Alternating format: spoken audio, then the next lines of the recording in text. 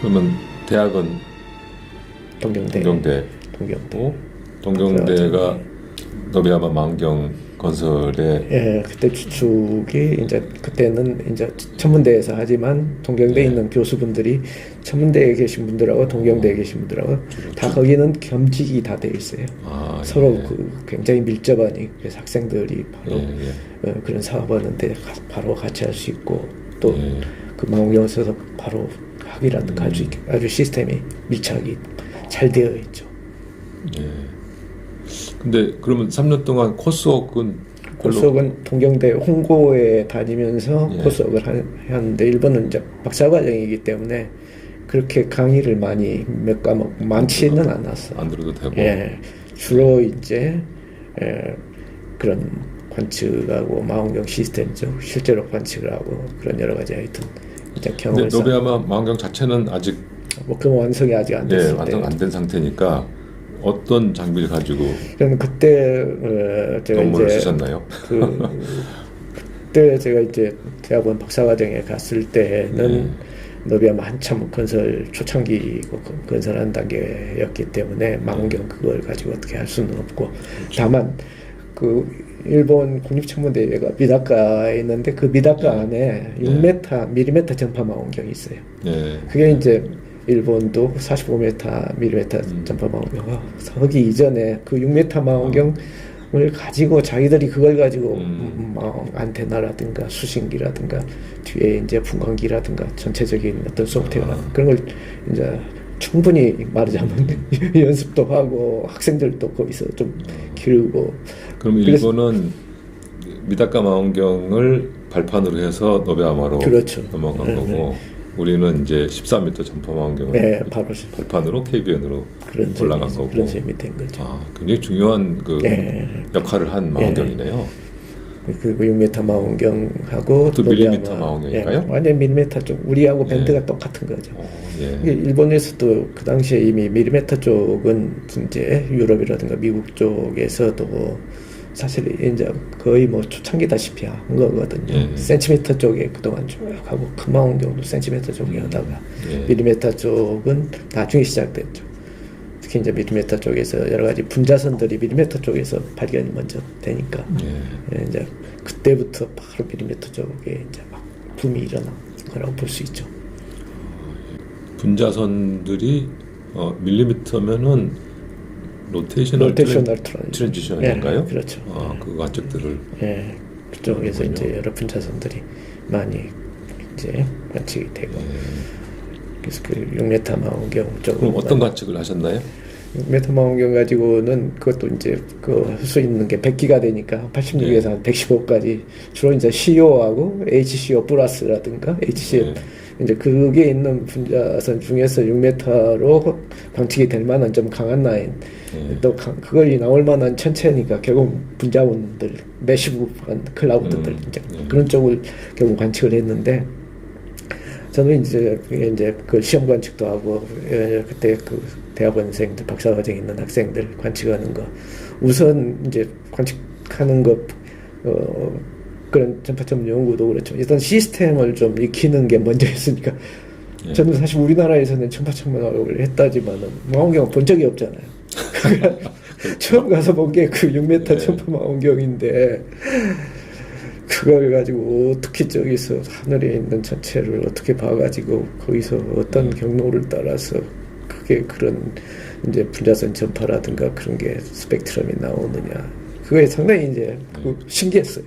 알지도 뭐 그걸 이해하는데 시간이 꽤 걸렸죠. 선구자의 그 비애죠. 보지도 않은 광학망원경, 보지도 않은 전파망원경을 공부해가지고 그걸로 박사학위 하고 또 평생 이제 그 분야에 리드를 하셔야 되니까.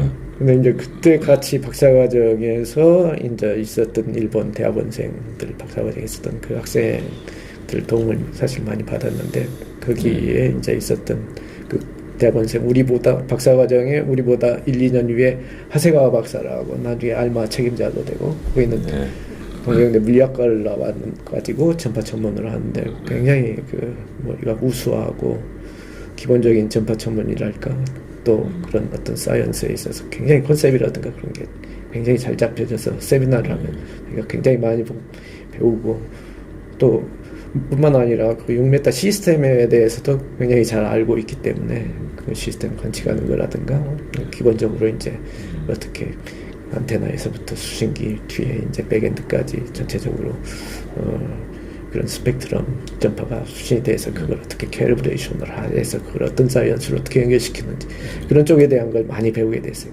그리고 같이 있는 이제 일본 외국에서 학생이 오면은 그럼 생활이라든가 그런 학업 같은 걸 좀 도와주는 그 튜터 제도가 있거든요. 그 튜터가 하야시 마사히코 박사, 하야시 박사 나중에 이제 국립천문대 대장인데 그 하야시 박사 도움을 많이 받고 하야시 박사가 굉장히 둘이 이제 굉장히 친하게 됐죠. 계속 거기서 관측을 하면서 밤에 또 자고 거의 생활을 같이 하다시피 했으니까. 그분이 그 유명한 하야시 박사는 아니죠? 그 하야시 그 박사는 교토대학의 하야시 출액 그분은 예. 나이가 엄청 드신 그러니까.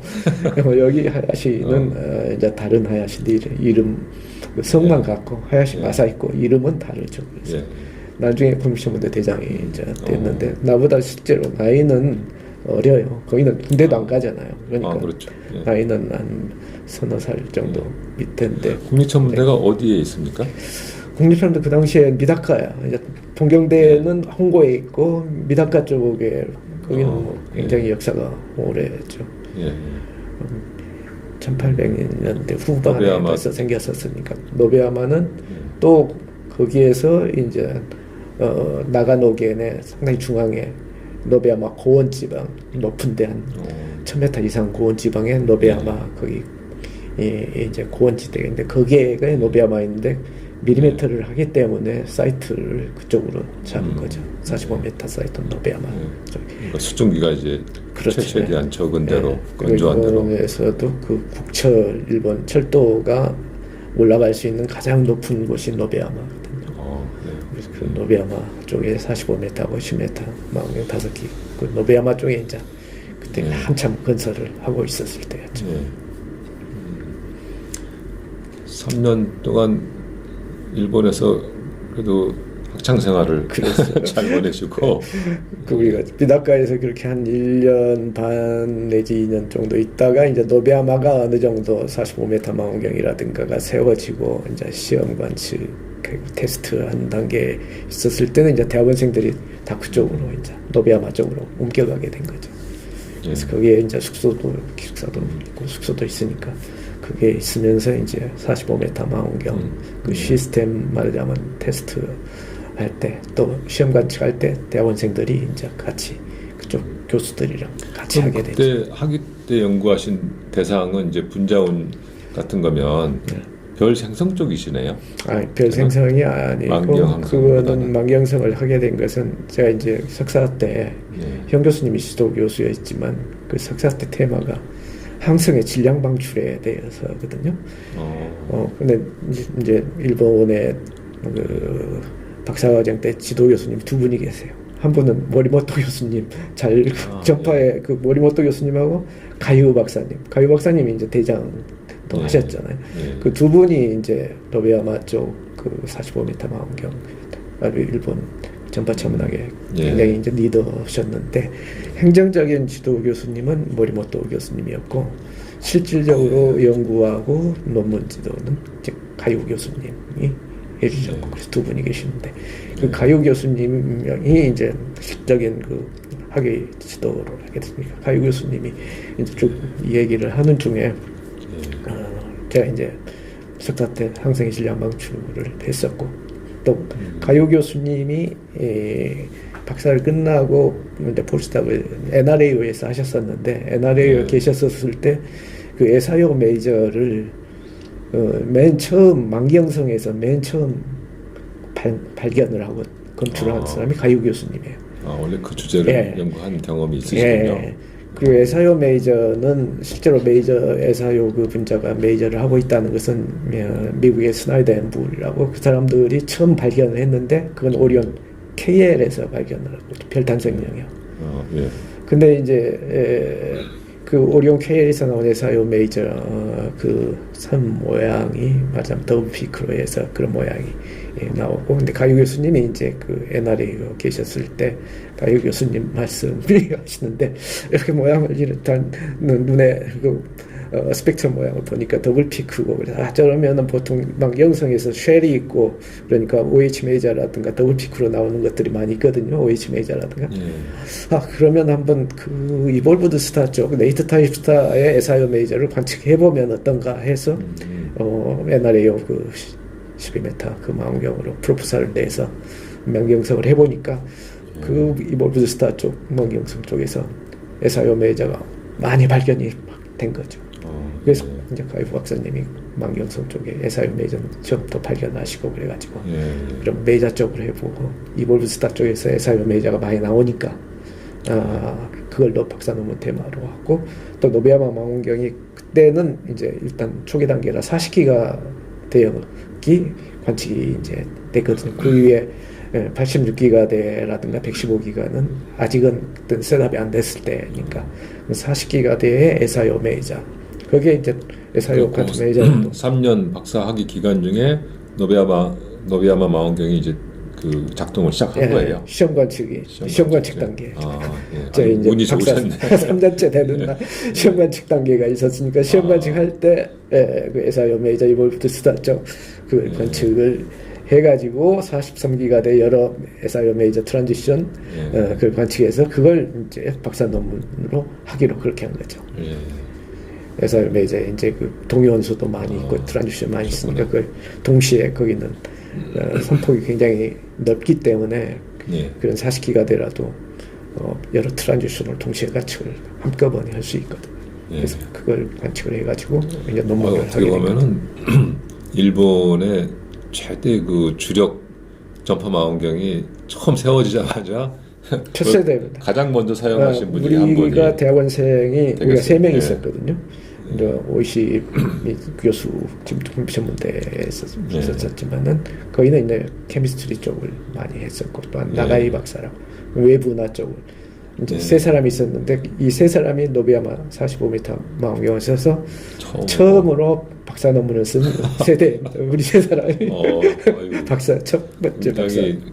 특별한 그 인연이시네요. 그분들하고도. 그렇죠. 운도 좋으시고. 그리고 그때 이제 같이 또 콘티늄 쪽에 우리보다 이제 1년, 2년 밑이었지만은 대학원생들이 결국은 노베야마 쪽에 다 모이게 되니까. 그때 이제 대학원생들끼리 같이 많이 이제 관측도 같이 하면서 저녁 때는 같이 맥주도 많이 마시고 오겠죠. 그때 같이 이제 사귀었던 사람들이 나중에 이제 같이 또 협력을 많이 해서 그 중에 이제 고바야시 박사라든가 특히 이제 VLBI 협력하는데 아주 역할을 그렇죠. 또 많이 하게 되고.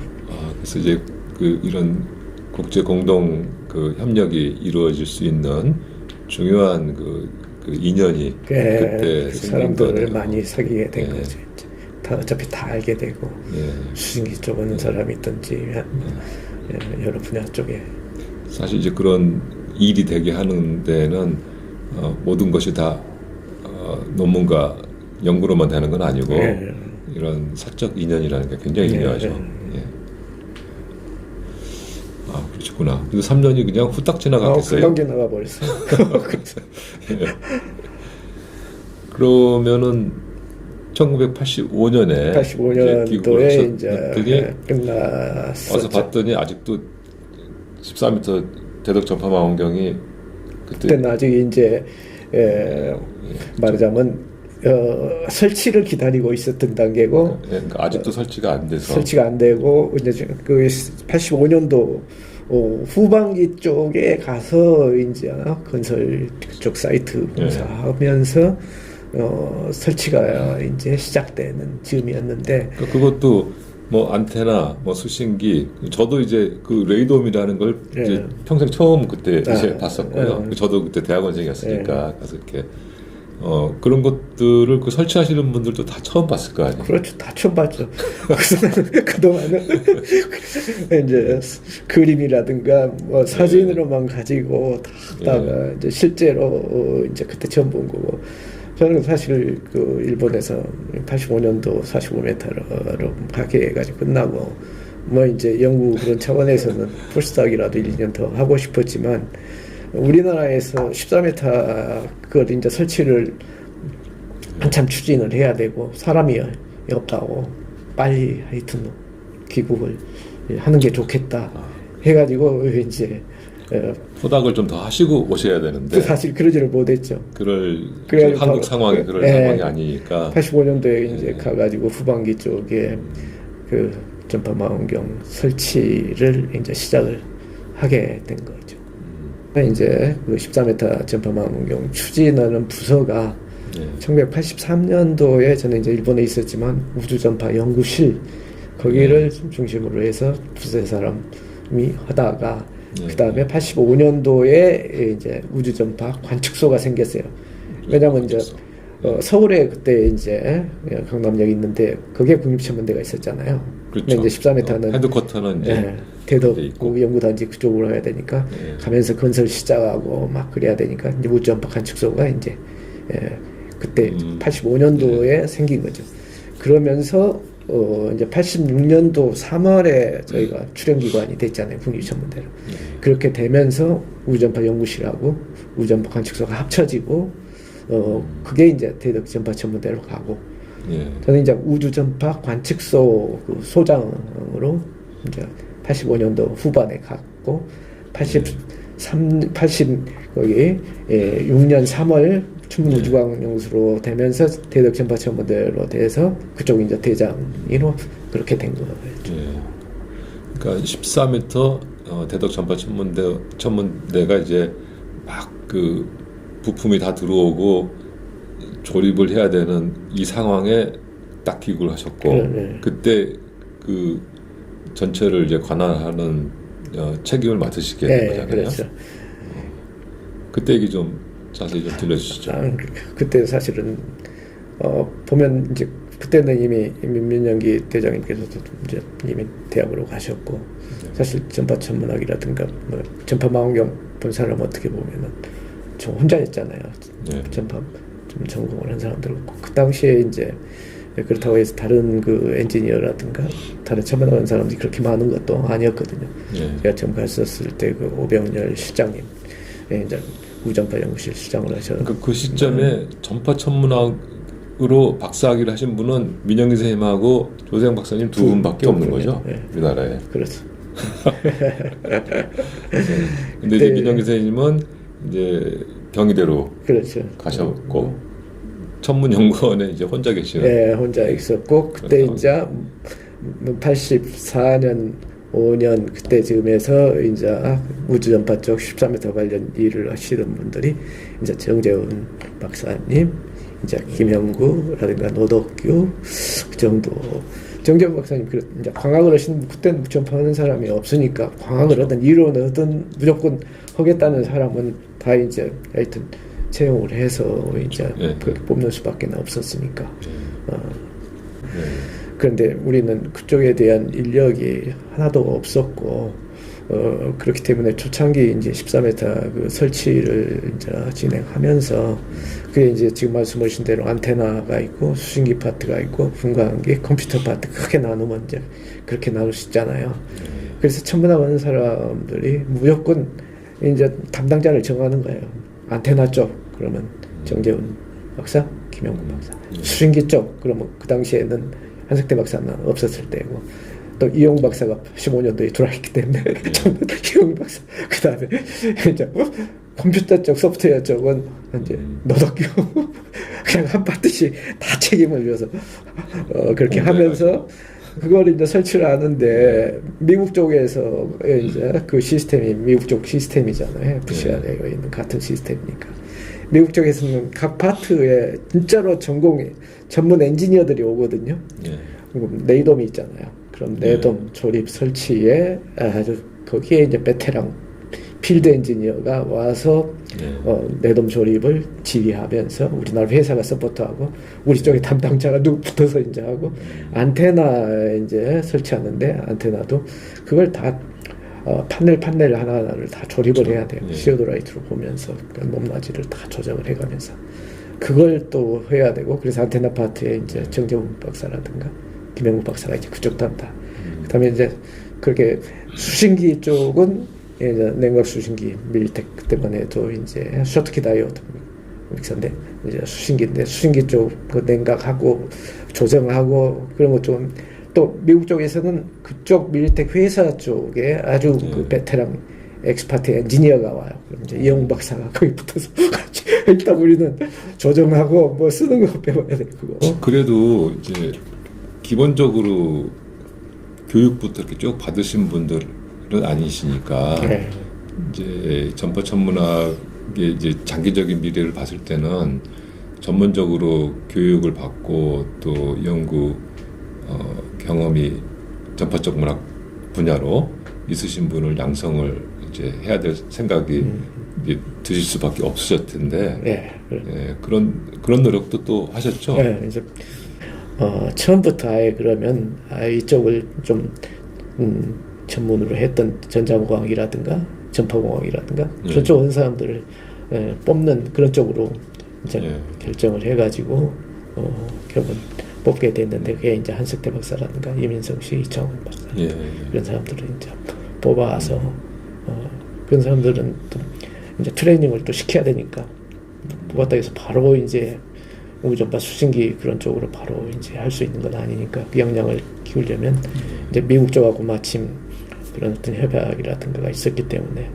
이제 단계적으로 이제 한석대 박사가 먼저 2년 정도 목표로 해서 FCRA에 가서 수신기 그쪽 이제 기술을 배우고 그 다음에 이제 이창훈 박사가 미국에 가서 배웁니까? 미국 그 FCRAO 쪽 거기에는 미국 쪽은 사실 그 안테나 쪽은 에스코가 회사가 다 그런 걸 다 커버를 하죠. 이게 쪽 전문하는 사람들 그렇게 많이 이제 그런 쪽이 몰빵 안 되죠. 회사 쪽에서 책임지고 수신기 쪽은 밀리텍이라는 또 회사가 있었어요.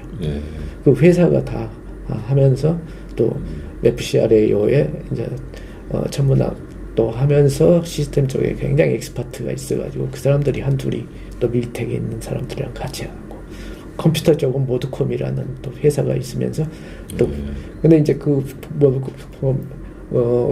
컴퓨터를 운영하는 거하고 전체적인 이제 관측 그 프로그램을 잘 알아야 되잖아요.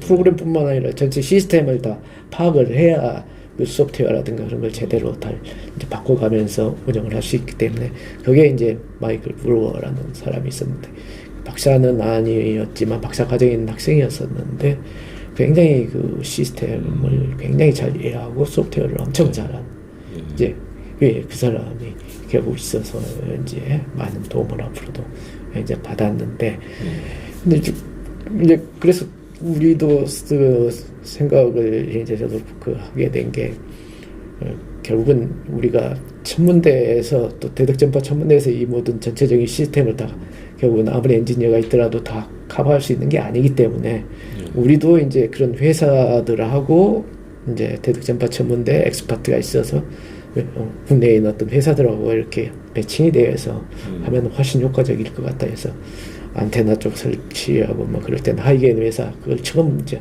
이리저리 수소분해서 그때 우리나라에 회사가 있었어요? 그때 이제 전파 천문이 아니고 우주통신 통신위성 그때 아주 흑통위성 지상국 시스템이 안테나 기지국 만들고 그렇죠.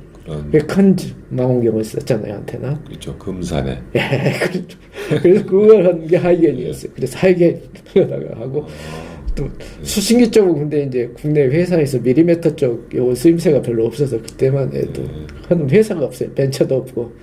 그래서 이거는 안 되겠다 해서 그러면 이쪽 뭐 전공하는 사람이 있을 것 같아서 카이스트 쪽에 전자공학 쪽에 이제 마이크로파 쪽 하는 사람 마이크로파하고 밀리미터 쪽은 서로 통하니까 그쪽은 교수하고 충남대에 또 박동철 교수라고 마침 그쪽 전공하는 사람이 있고 ADD에 또 미사일 그 시커가 밀리미터 쪽 그쪽에 좀 관심 있는 사람 하고 있는 사람 이렇게 파편적으로 그런 사람들을 가서 접촉을 하고 그럼 근데 이제 이분들도 사실 전파 천문용 그런 밀리미터 수신기 쪽 모르기 때문에 그러면 일단은 그 사람들부터 시작을 해야 되니까 그래서 마이크로파 밀리미터파 워크샵을 이제 만든 거죠. 그때 이제 한석대 박사도 이제 와서 한석대 박사도 있고 하니까 다 흩어져 있는 사람들을 이제 모아가지고 서로 아는 것들 그렇죠. 교류하고 그리고 우리가 네. 그때 그 마이크로파 밀리미터파 워크숍을 할 수 있도록 사실 천문대에서 그 비용을 다 집어 몇 년간 다 했어요. 예.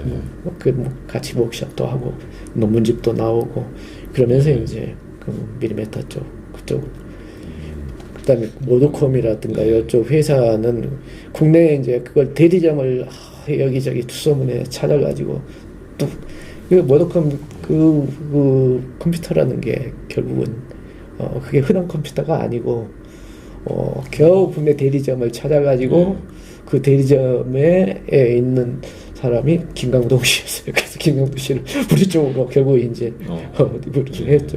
김강동 씨가 이제 모도컴 하드웨어 컴퓨터 뭐가 특별하죠? 그 모도컴이 그 모도컴 언어로 해서 전체적인 이제 안테나 시스템 관측하는 프로그램이 그 베이스로 다 만들어져 있거든요. 약간 이제 그 외부 기기 컨트롤을 잘 할 수 있는 그런 기기들. 그게 우리나라에서는 원자력 연구소 쪽에 뭐 하여튼 그런 관련 기기 장비를 컨트롤하는 게 그래서 우리나라에 대리점이 있더라고요.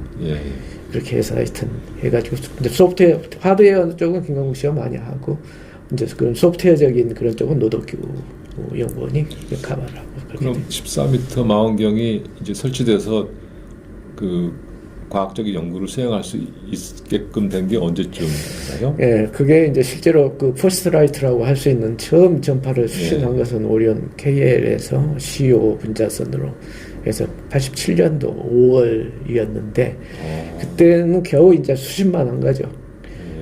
그러니까 안테나 그 경면 효율이라든가가 이제 그렇게 좋지 않았고 1년 반 정도 걸렸네요.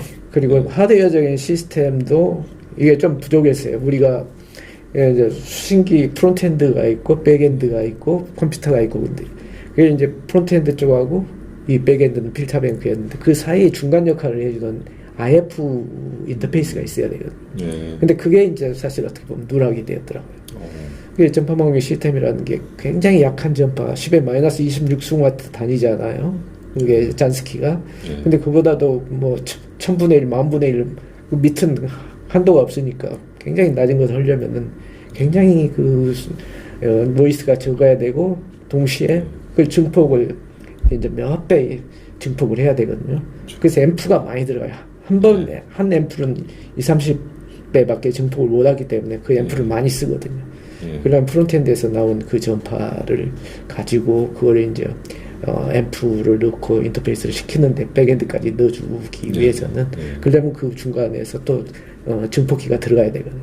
근데 그게 이제 좀 없어가지고 그걸 이제 일본 수신기 쪽에 의뢰를 해서 우리나라에서는 또 잘 쪽 전파망 시스템을 잘 모르니까 일본은 그 노베야마 쪽을 통해서 그쪽 일본 수신기가 일본 노베야마 쪽 수신기 그런 쪽을 담당하고 있었기 때문에 그 사람들이 잘 아니까 IF 그쪽을 인터페이스를 이제 의뢰해서 그것도 만들고 그 이후에 이제 87년도 퍼스트라이트 그래서 그런 이제 좀 증폭 관련 그 다음에 이제 실제로 그 소프트웨어적인 것도 또 필터뱅크라든가 그런 쪽도 조정을 또 그게 필터뱅크가 조정을 또 많이 해야 되더라고요. 필터에 여러 특성이 있어가지고 매끄럽게 베이스라인에서 스펙트럼 얻는 게 쉬운 일이 아니에요.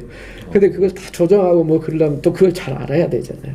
근데 우리가 뭐 근데 그쪽을 뭐 이제 겨우 어떻게 작동하는 그런 것도 알 정도 없고 그런데 그걸 또 알아야 되니까 그쪽도 하면서 그 전체를 이제 안테나부터 수신기부터 분광기, 컴퓨터, 전체 소프트웨어 그걸 전체를 이제 다룰 수 있는 사람은 각 부분 그 엑스퍼트들 미국 쪽에 있는 사람들도 다 잘 알지만 그거 전체를 가지고 이제 전파 관측으로 해서 그 망원경 시스템을 전체로 작동시켜서 스펙트럼을 얻어서 리덕션 하는 것까지 그걸 전체 시스템을 꿰는 사람이 아까 얘기한 그 마이클 블로우 거기가 이제 천문학도 했고 각 부분 시스템을 다 잘 알고 소프트웨어를 자기가 또 개발도 많이 하고 그래서 그 사람을 이제 전문가를 불러가지고 노덕규랑 해서 또 우리 쪽도 다른 사람들이랑 같이 배워가면서 하여튼 에피션시 또 망원경 그 성능이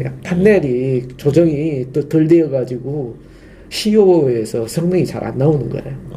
그러니까 퍼스트라이트로 했지만 그 CO 라인이 미국 FCR에 있는 것 똑같은 걸로 해서 뭐 한 60% 정도밖에 못 비치는 거죠. 그 안테나의 그 패널들이 조정이 정확하게 온라인이 안 돼 있는 거예요. 안 돼 있었던 그걸 다 조정을 또 호로그래피 방법을 써서 조정도 하고 또 우리가 시스템도 이제 또 익혀가면서 그래가지고 89년도에 이제 저희가 이제 그걸 공개 완축으로 오픈으로 89년도 후반기에 오픈을 하게 된 거죠.